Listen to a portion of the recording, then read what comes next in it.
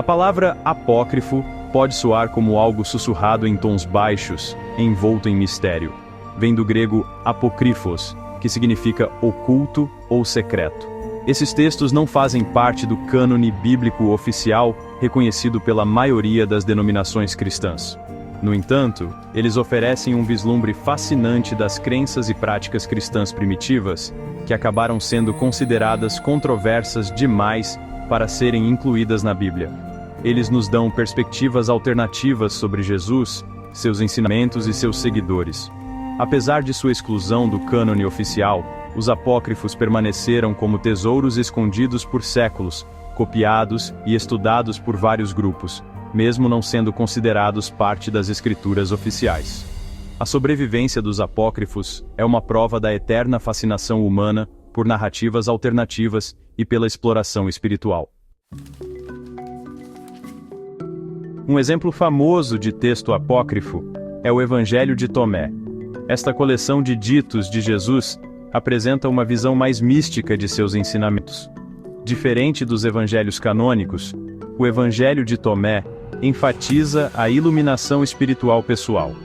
O livro de Enoque descreve os anjos caídos e sua interação com a humanidade.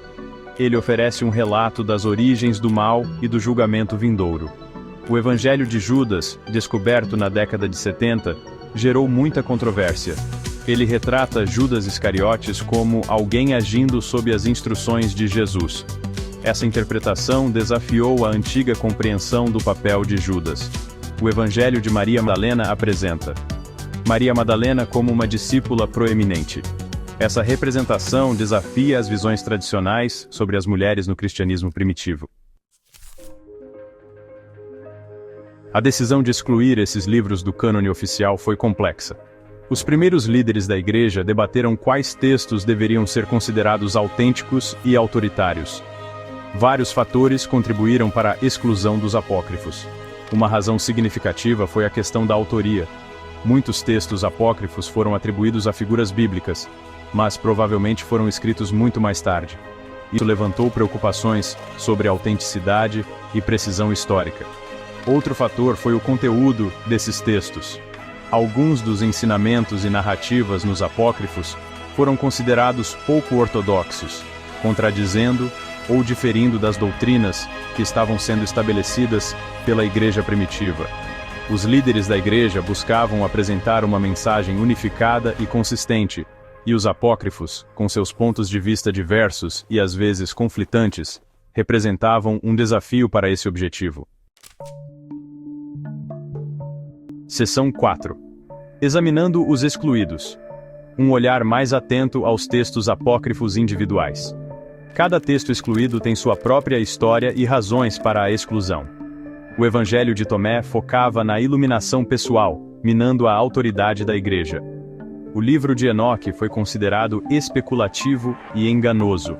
O Evangelho de Judas, reinterpretações radicais ameaçavam a compreensão estabelecida. O Evangelho de Maria Madalena desafiou a estrutura patriarcal da Igreja. Seção 5. O ressurgimento dos apócrifos. Impacto no cristianismo moderno. A redescoberta e o estudo desses textos antigos tiveram um impacto significativo no cristianismo moderno. Eles despertaram um interesse renovado na história cristã primitiva e na diversidade de crenças que existiam naquela época. Os apócrifos fornecem informações valiosas sobre o desenvolvimento do pensamento cristão e a evolução da Bíblia como a conhecemos. Embora ainda não sejam considerados parte do cânone oficial pela maioria das denominações, os apócrifos são cada vez mais reconhecidos como valiosos recursos históricos e espirituais. Eles oferecem perspectivas alternativas sobre histórias bíblicas familiares e desafiam os leitores a lidar com questões teológicas complexas. Os apócrifos nos lembram que a história do cristianismo não é uma narrativa monolítica, mas uma tapeçaria tecida a partir de diversos fios de crença e interpretação.